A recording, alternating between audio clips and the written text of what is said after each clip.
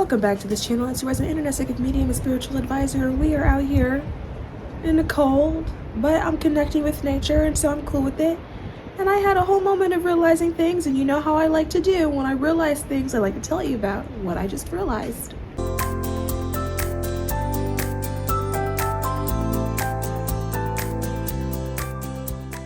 Before I tell you about my experience of realizing things, for all of my Atlanta peeps, I am a practitioner with the Phoenix and Dragon every Monday and Tuesday. So if you would like to come see me, you want to get a reading, a Reiki healing session or something like that, you know where to find me.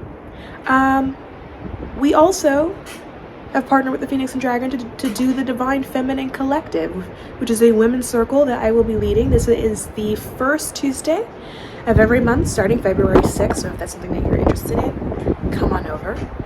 We are also doing candle magic classes the fourth Sunday of every month. Again, if that's something you're interested, come on over. And then don't forget about the tarot workshop that'll be happening February 17th. If you want to come on tarot with me and hang out, we can do some keys. Or the links for all of that is in the description box below. Right? So I have been talking about a lot recently about how my life is changing. And prior to my life just upending itself, right? There was also a lot of talk for the last few months about just life changing in general for a lot of people. And I have been challenging myself to try to navigate the changes as gracefully as possible, knowing that the process to get through the change can be difficult. It's not always fun. There's a lot of unknowns that are in it, and it takes some courage to go through it, right? There's also dealing with the aspect of feeling impatient. You know, when you are manifesting something different, there's always this lag time that happens at the very, very end, right? This period of silence where it feels like nothing is moving and nothing is progressing.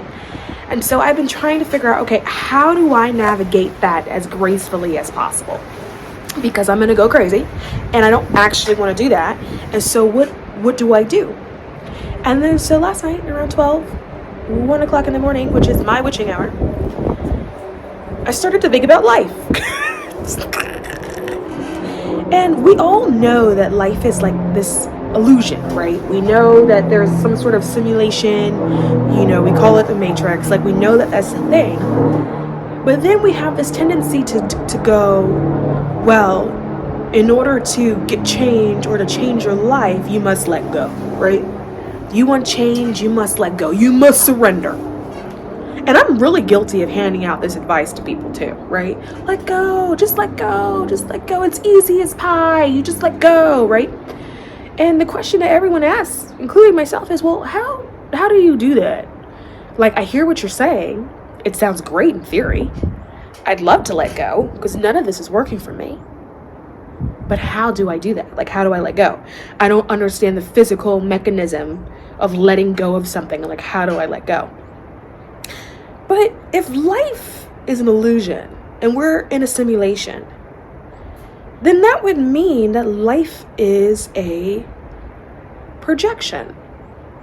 And that the projection is actually the experience of life. We know that we are spirit, we are consciousness, and what our life is a projection of that consciousness. It is a projection of the experience that consciousness said, I'm going to experience. It's just a projection. So then that got me thinking further. And what I realized was that maybe we have been using the wrong vocabulary. Maybe it's not about letting go of anything.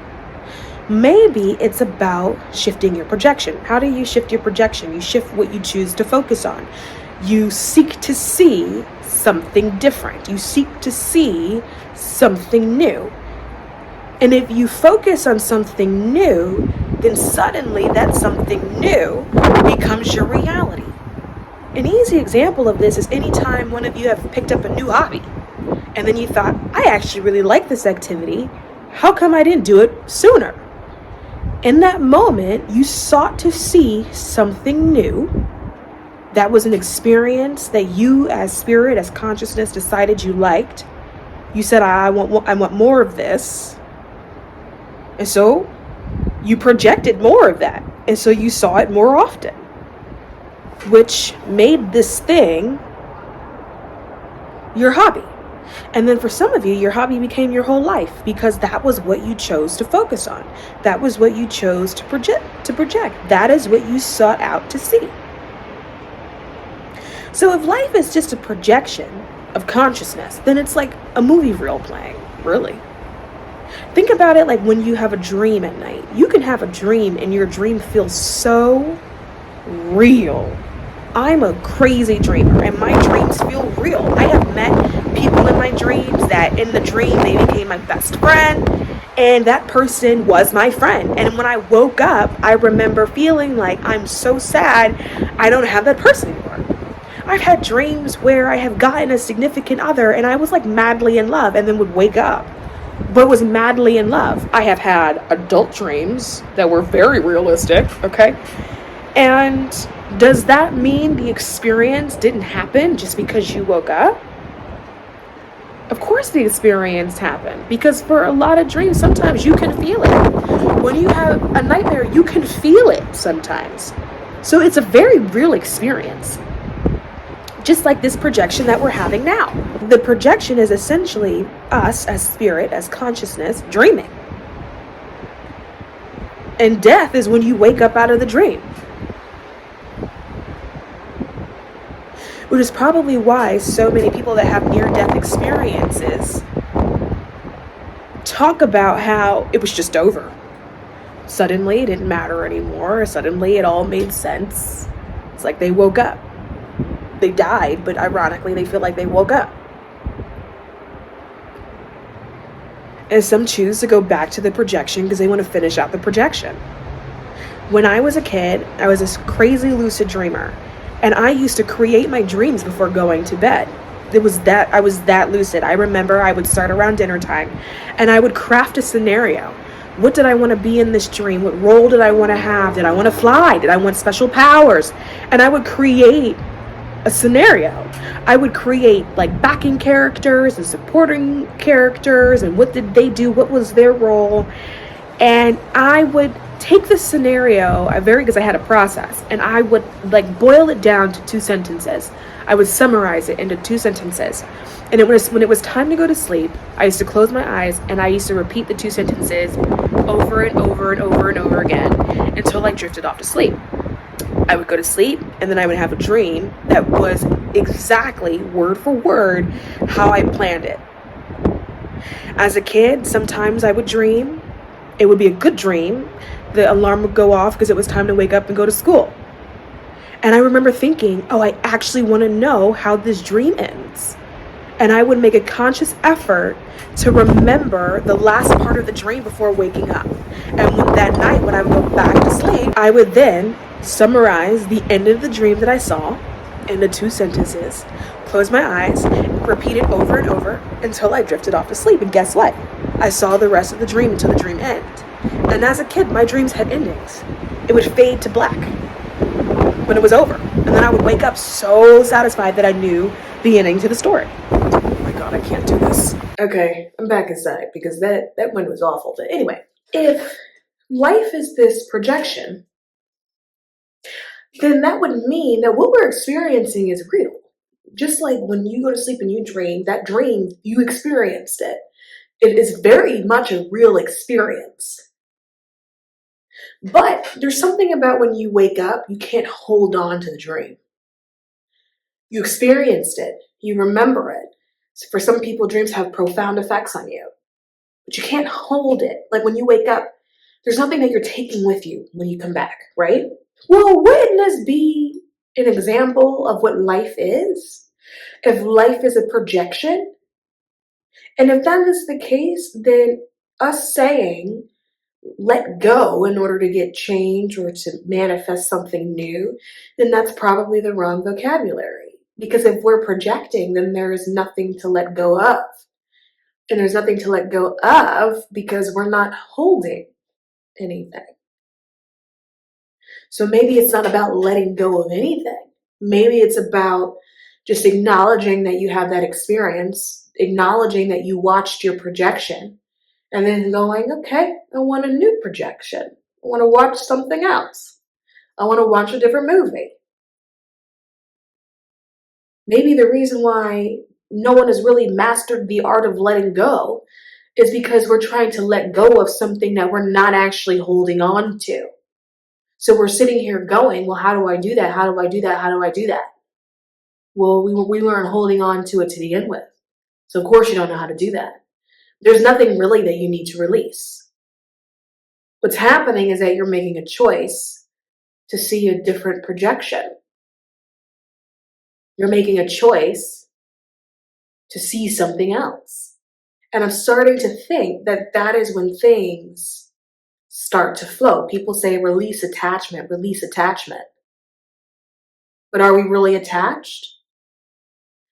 What are we physically attached to? We're not really physically attached to anything because we're just projecting.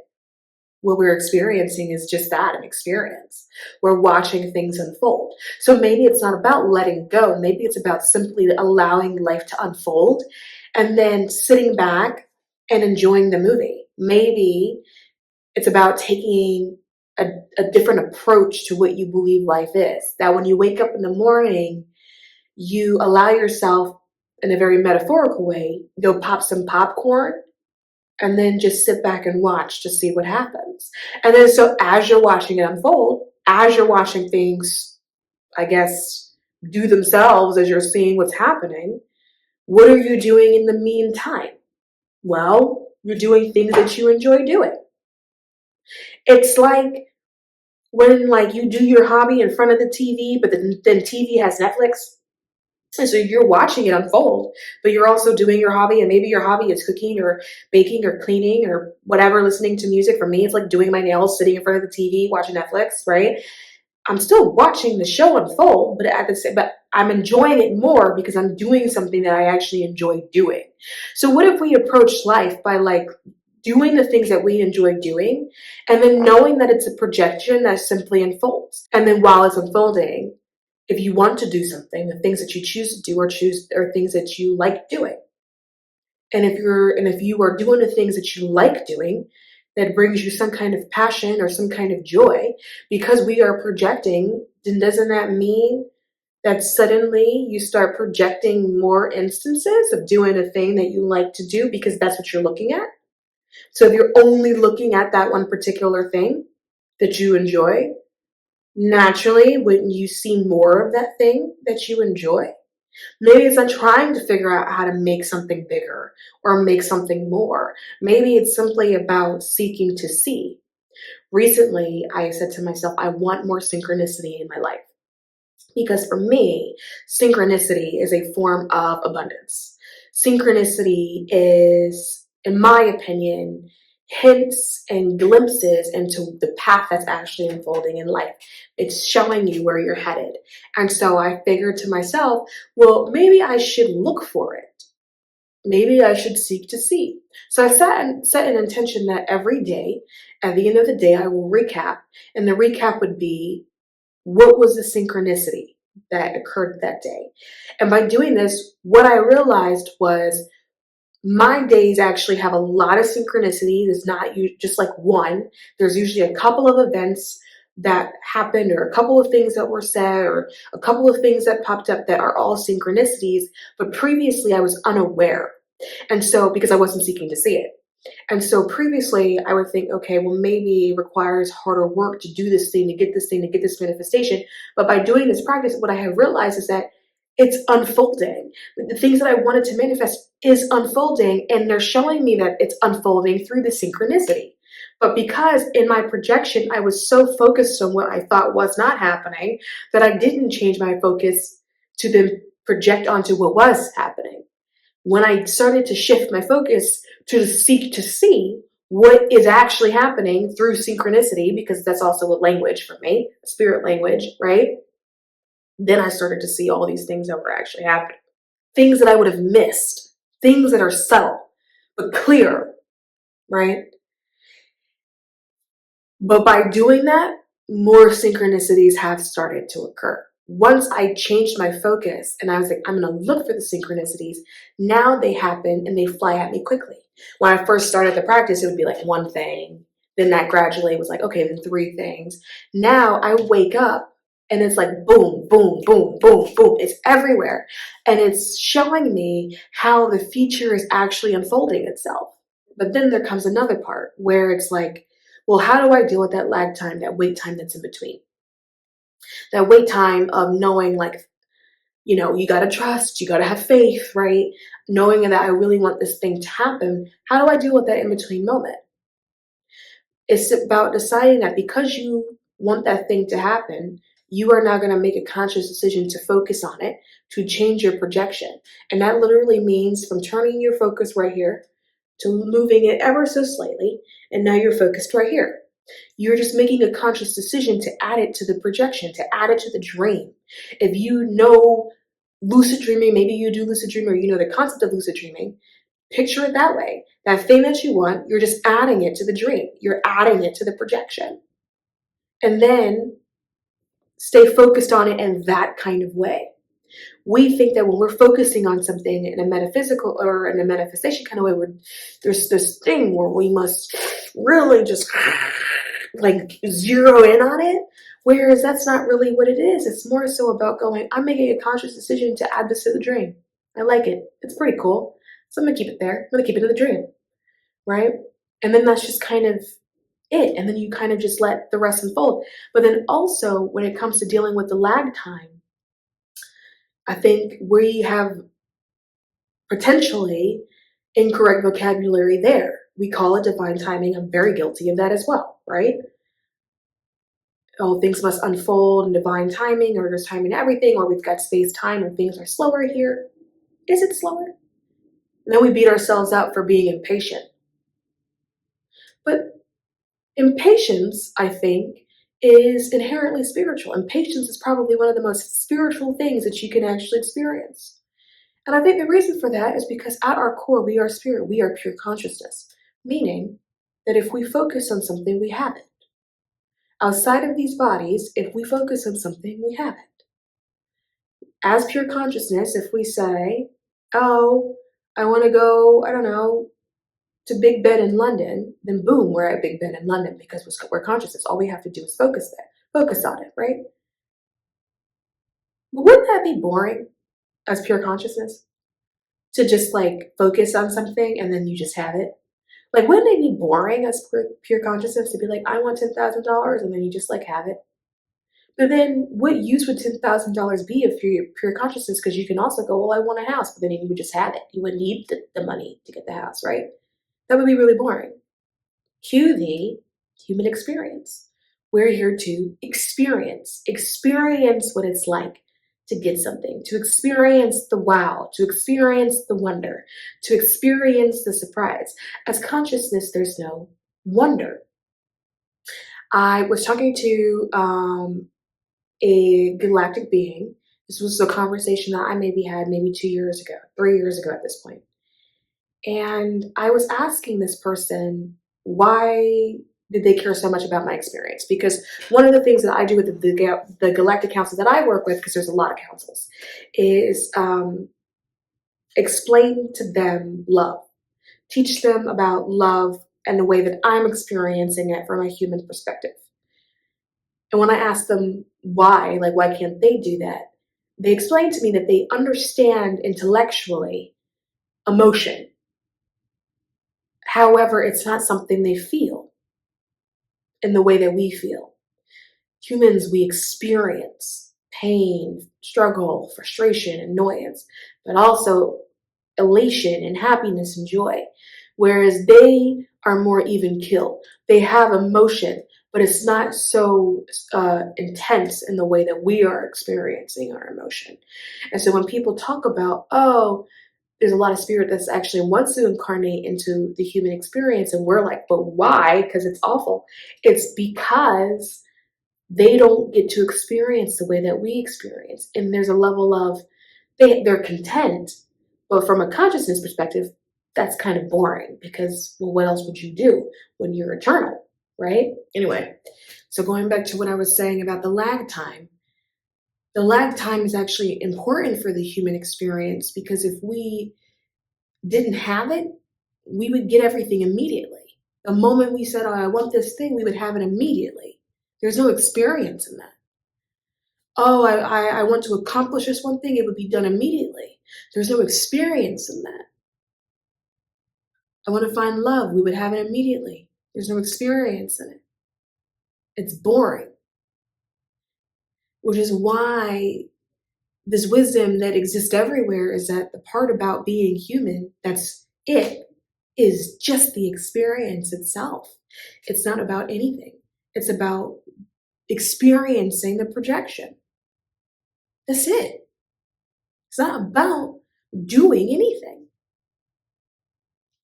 Just experiencing the projection, watching it like a movie. And if you don't like the movie, choose a new movie, because all movies are playing at the same time. So, like, if you think about it with like the radio, we will sometimes say, I want to listen to the station. That is a projection. So you tune in. And what you tune into is what you hear. Does that mean there's no music playing on all the other stations? They're playing too, which is why it's like we also say everything is right here and right now. It's all happening at the same time. All of the other music is playing too, but someone else may have made a decision that in their projection, they want to listen to a different kind of music. So that's what they hear. So there's two experiences that are happening, two realities that are happening, parallel realities perhaps that are actually occurring at the same time. It's just that you chose to tune into one frequency, project one frequency, so that is what you're experiencing, that is what you're hearing. But at any point in time you say, actually, I don't really want to hear this anymore, I want to hear that, but it's over there on that frequency, you turn the dial. You tune into a new frequency. Now, the frequency did you leave? Did it stop playing just because you left it? No, not at all. But can you now hear different music because you tuned into a different frequency? Absolutely.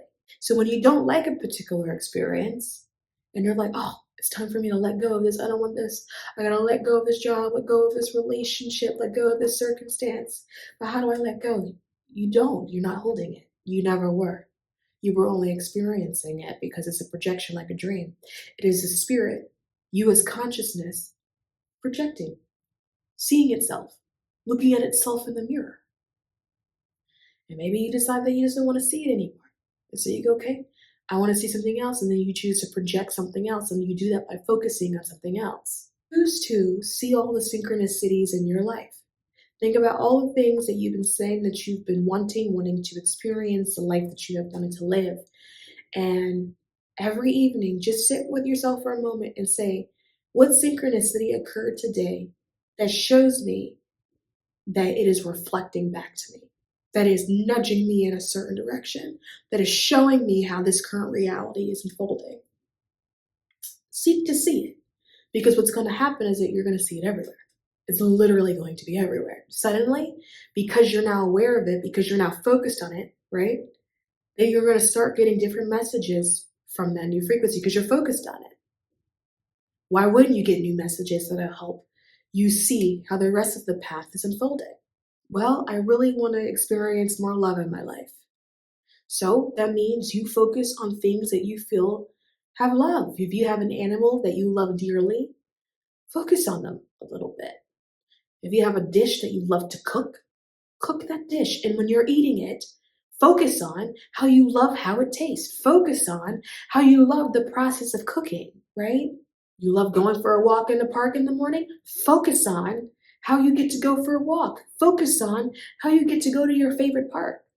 Focus on the things in life that bring you joy. Because then more of that is reflected back to you. Because by you focusing on it, you're projecting. Next thing you know, that is your movie that you get to watch unfold. Now, we're going to move to some questions that are completely unrelated, by the way. But I have realized that it's my way of answering them and getting them out of the way.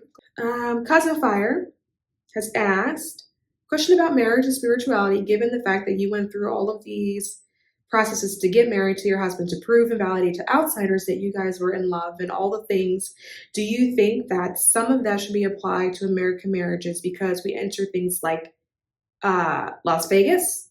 And wait, so we enter things in Las Vegas and we exited at the courthouse with not much thought, without much thought, okay? What are your thoughts on a marriage process on a spiritual note? I don't think marriage is spiritual. I think marriage is a system imposed by the government. I think it was a way of exercising your force over women because women want their property. I don't actually think that marriage is a spiritual concept at all. So I understand that it can be process heavy. I don't necessarily like the fact that it's process heavy, but it wasn't meant to be spiritual. Henceforth, the processes. Do I think that it should be, what was the question, that it should be like that in the US? Do I think some of that should be applied to like American marriages? Because I guess what you're saying is that it's just easy to marry in the US. No, I don't. I think that the process itself, just in general, is already a little bit too much. I think it's a great way for the government to keep tabs on you and who you are, who you belong to, and how much money you may be making as a unit. And it's not, marriage is not a spiritual, it's not a spiritual thing. It was never meant to be a spiritual process. It was meant to be a way to keep tabs on other human beings and other individuals and to know where your property was and who you belonged to. So we have a question from Tata100ism. I have a question I'd like for you to answer. How do you suggest I deal with anyone in my life who thinks tarot is witchcraft, evil, and against the word of God? Although every message, video I listen to or watch are positive ones in the attitude I now have is more positive due to my spiritual journey that I feel came about due to tarot. I try to always leave any conversation I have with people on a positive note, and I always try to be the best version of myself, and I can't find any negative in any of that. What advice would you give to anyone struggling with this type of spiritual journey? I think my advice has always been that you don't deal with them. There is nothing that you can really do. There is nothing that you can do to convince somebody else that it's not evil, because you are going against hundreds of years of church and state. And think about what that does to a collective consciousness. There were women who were tortured and burned alive and accused of witchcraft, even though it was never witchcraft that they were doing, they just had an opinion, due to what's existing in the collective consciousness around things like cards. You will never win in a discussion, particularly against people who are of the church in regards to this practice. You will never win. The church is stronger. The church has been around for centuries. You do not have an ability to flip that. The best thing that you can do is to simply respect their viewpoint and acknowledge that their viewpoint comes from the collective consciousness, because that's where it exists. And that for a lot of these people, this has been their lifestyle since childhood. This is their reality. It's also not fair to them for us to burst their reality open.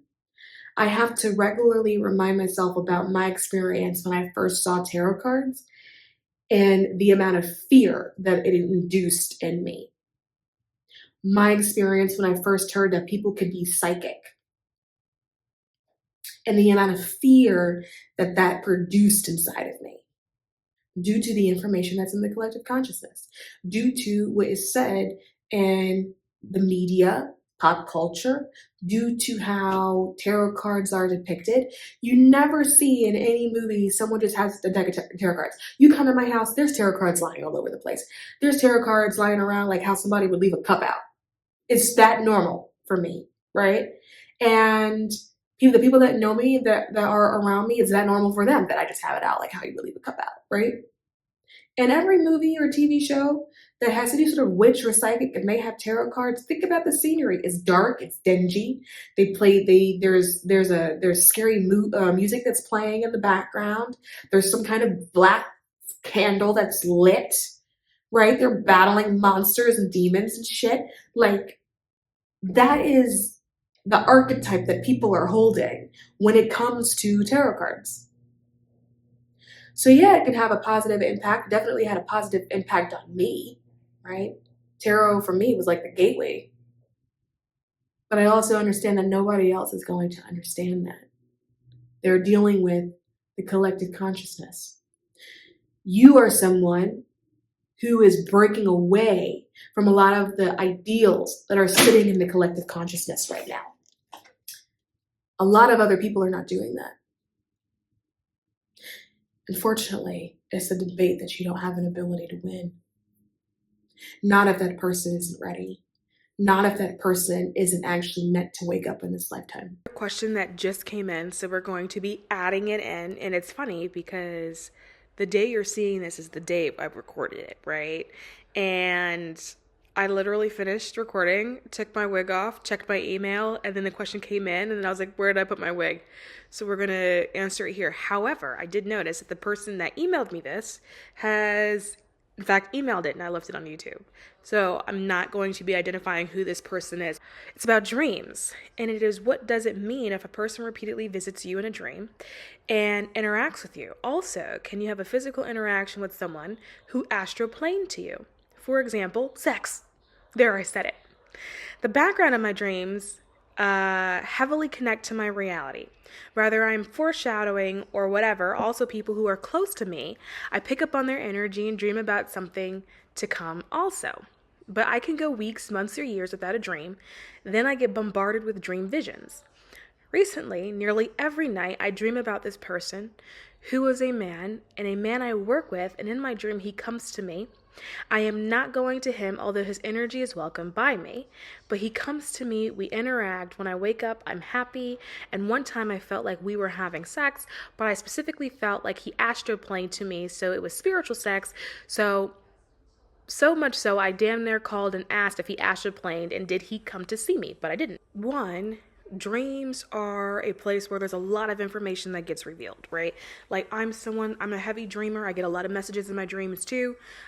My dreams have stopped people from committing suicide. I remember one time having a dream and I was dreaming normally, and then it was like this whole change of scene. And then suddenly I became hyper aware of the fact that like whatever I was dreaming and seeing wasn't really a dream, it was a scene. And in this particular scene, I actually saw a person, I'm not going to reveal who they were, but I saw exactly how they were sitting. I saw what clothes that they were wearing. I saw how their hair was styled. I could hear what they were thinking. They were sobbing, and I knew that they were contemplating taking their life. I woke up out of a dead sleep. It was like 2 a.m. And I FaceTimed this person, not called them. I FaceTimed them. And when I held the phone out, they were sitting exactly how I saw them, wearing exactly what I saw them wearing. Their hair was styled exactly how I saw them styled. And I was like, you all right? You thinking about taking your life? And they were like, how did you know? And I was like, I just saw it. And so my dreams can actually play out in like its current reality, right? So dreams are very, very, very potent. One thing I've learned though is that when you are like that, because you're playing and you're dancing with different frequencies, right? And it's not like an intentional thing. It's just what you have an ability to do. When people start ruminating during their sleep or in their daydream, and they're ruminating about you particularly, you will have an ability to pick up on that frequency, right? And it's like a psychic thing. And so I would say when it comes to this particular man, my first question would be, is he spiritually inclined? If he is not spiritually inclined, then I would say that he's actually not doing it on purpose. He most likely is ruminating. It sounds like he probably has some kind of crush. And if it's not a crush, then he ruminates off of intimacy with you. And he's doing it enough and so often that you're picking up on it because he is sitting in your frequency because he's thinking about you. And so you know specifically whatever it is that he's thinking about. Now, is spiritual sex a thing? Spiritual sex is 100% a thing, and it can happen. It has happened to me. Now, for me, it wasn't intentional. It wasn't unwelcomed, but it wasn't intentional. And it was a similar situation. There was this guy. We weren't seeing each other anymore, but he would ruminate. And every time he was ruminating, I would pick up on it. And I'm the type of person that, like, just like how you are, if you think about me too hard, regardless of whether or not I'm asleep or awake, I will pick up on it. If you ruminate over me, I will know specifically what's going on with you. I will know exactly what you're thinking, what you're feeling. It doesn't matter what the rumination is about. If you start ruminating over me, I will know. And I will know why, right? And so same thing with this guy. He was ruminating over his guilt and his regret. And then at night, he would ruminate sexy things. And maybe there was a time where I may have gotten pulled into it. And, adults will do adult things. And I woke up and I was like, oh, okay, all right, okay. Not expected, but not unwelcomed. These are normal things. There's also plenty of stories and claims of people having sex specifically with ghosts. Now, that's not my ball game. That's not my ballpark. Not my interest. But people do. So, to like really sort of hammer in the answer to your question, what does it mean? If a person is repeatedly showing up in your dreams, it means they're thinking about you. And it's a rumination. It's not like they had a thought, so you didn't cross their mind. It wasn't a situation of, oh, I wonder how they're doing. It was they are thinking, they are ruminating over you for an extended period of time. And what's happening is it's the higher self visiting, their higher self visiting you. And because for some people, this can play out with like full-blown conversations. Some people have dreams, and in that dream, you're having a full-blown conversation with a different person. Then you talk to that person later, and you can say something, and they're like, I was thinking that. And you're like, yeah, because you told me already. Like, I know you're not aware, but you came to me in my sleep type thing, So, but yes. People can come to you. They can come to you regularly, both spirit that is on this side and spirit that is not on this side. And it just means that because of the ruminating, they have tuned into you as a frequency. Because it's your frequency, it's your specific frequency, you have an ability to sense it. Because who is tap dancing in your field, right? But normal. Don't be alarmed. The spiritual sex thing is also normal as well. Don't be alarmed. Again, it's you interacting with that person's higher self. That person is ruminating. They're having these thoughts about you. And because it's you and it's your frequency, of course you can feel it. And before we wrap with this one, also in your email, you said that you watched a previous video that I posted about auras. And you said at that time, my aura was yellow. But you got a sense of it now and that my aura is blue. And so I thought you'd be really appreciative to have your confirmation.